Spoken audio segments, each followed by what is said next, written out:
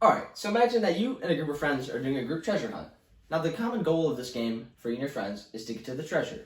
Well, this is much different than most games because in most games, you'd be working against one another to win the game. Now, this is an example of a cooperative game mechanic. So, what is a game mechanic exactly? Well, this is when players follows along with the rules and involves the actions players will take in a game. And basically, game mechanics in good games are connected to the theme very nicely. And some examples of game mechanics include deck construction, dice rolling, grid movement, and cooperative game. So what is the cooperative game mechanic exactly? Well, it's where players work together to complete a common win condition or condition. And this is the definition according to Board Game Geek. So how can the cooperative game mechanic overall change the game experience? Well, it allows players to work together rather than working against one another to give them a common objective or goal to work toward. And there's different ways that this has been implemented throughout the years.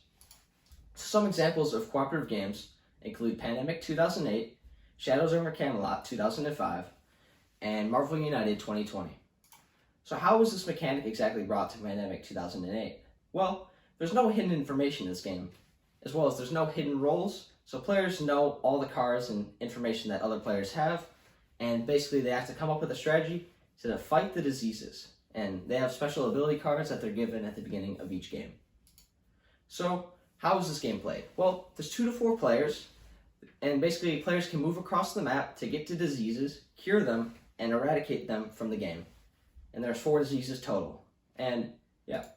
So, the content I really want to focus on in this game is just the role cards and the player pawns. So for the role cards, they basically give players special abilities, and each player is given one of these at the beginning of the game.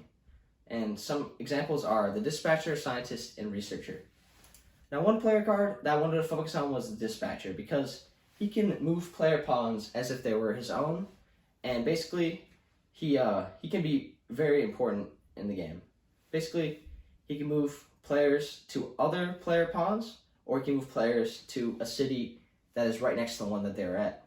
And he can only move other players' pawns as long as they give him permission to.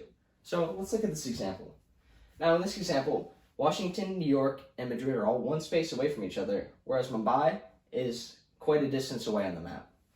Basically, the Dispatcher, he can move one of the player pawns from New York to Madrid like this, since there's another player pawn there, and since Madrid is next to New York. But he cannot move the player pawn to Mumbai because Mumbai is actually too far away from New York, and there's no player pawns there. So he can instead move it to Washington, since Washington is right next to New York. Now overall, the objective in this game is to get to the different diseases, cure them, and basically eradicate them and stop them from spreading. So a problem that can involve in many games like Pandemic and other cooperative games is the alpha player problem. Now this is when one player who is basically much more experienced than the other players, basically he controls the gameplay a lot, and he does moves for other players in the game, making them basically like spectators. And different variants of the cooperative game mechanic can deal with this problem. So some of these variants of the cooperative mechanic include limited time, limited information, and semi-cooperative, where semi-cooperative is kind of like hidden roles or like a hidden traitor. So in Shadows over Camelot, it does a nice job of dealing with the alpha player problem because there's hidden information amongst the players in this game, and it's semi-cooperative with one traitor.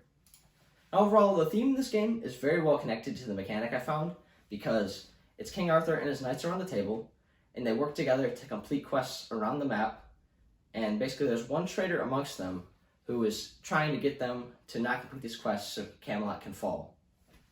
Now this is an example of the gameplay from this game. Now every turn, a player has to perform a progression of evil and a heroic action. In the progression of evil, they can choose to move toward the failure of one of the quests, whereas in the heroic action, they can choose to move toward the completion of one of the quests. Now let's look at this example here. So player pawn, let's say he goes to Excalibur to do a quest, and let's say he completes the quest so he gets a white sword. However, if he were to fail the quest, he would actually get a black sword. And let's say this is the traitor, so he wants to get the black sword. So he would then bring the black sword back to the round table with him. And let's say another player moved to another quest called Holy Grail. And let's say he completed the quest and he got a white sword for his team. So he brought it back to the table. Now this is very good for the knights. Now let's say another player went to Lancelot's armor quest, and he failed it, even though he was not the traitor. So he would bring the black sword back to the table, and let's say this continued until 4 more white swords were obtained. Now this would mean that the knights overall won the game because there's more white swords than black swords, and Camelot would thrive. But let's say that there was more black swords than white swords around the table. This would mean that the traitor would win and Camelot would fall. Basically, the objectives in Shadows over Camelot for the knights is to save Camelot by getting more white swords and black swords around the table. And the objectives for the traitor in this game is to get more black swords than white swords so Camelot can fall. Now the next game, Marvel United 2020. Basically, the setup in this game, 1 of 4 players, and each player must choose a villain card at the beginning of the game, or just the villain. And basically, so an example of villain would be Red Skull. And the players decide who will go first, and each turn, 3 players each play 1 of their own hero cards, and at the beginning of each turn, the villain must unveil their master plan. And there's no hidden information in this game, so planning is very important amongst your teammates. Basically, the gameplay in this game, there's 1 villain master card per turn, and then next, people will decide who goes first, and 3 hero cards will be played for each turn, 1 from each different player. So some examples of the heroes would be like Black Widow, the Hulk, and Captain America. And basically, these cards, their actions can be stacked. So if they have like heroic actions between the different cards, then they can be stacked amongst each other. And it's very important to coordinate with teammates to figure out what actions you really want to stack. So some of the actions are right here. You can either move, perform a heroic action, or you can attack, or the wild card, which can do any of these actions. So here's an example of the gameplay. The villain master card will be played. So this is Red Skull, and the first player will play their hero card. This means that they are Captain America, and that they have 2 heroic actions. And the next person will play their card, and then the next person will play their Hulk card. So this means that there are overall 3 heroic actions and 2 move actions that can be used to defeat the villain. And this would continue until on the next turn when the villain's master plan is played, and the heroes work to stop this master plan, and this would continue on. Now overall, the objective in this game is to defeat the villain and rescue the civilians, clear the thugs, and defeat the threats using the different moves and stacking them. And this is basically every player in this game has all these same objectives.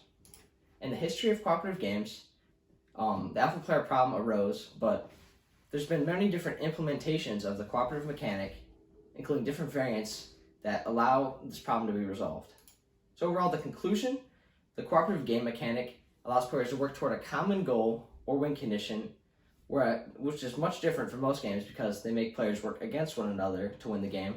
And there's different variants of the cooperative game mechanic, including limited information, limited time, and no hidden information. Thank you. Any questions?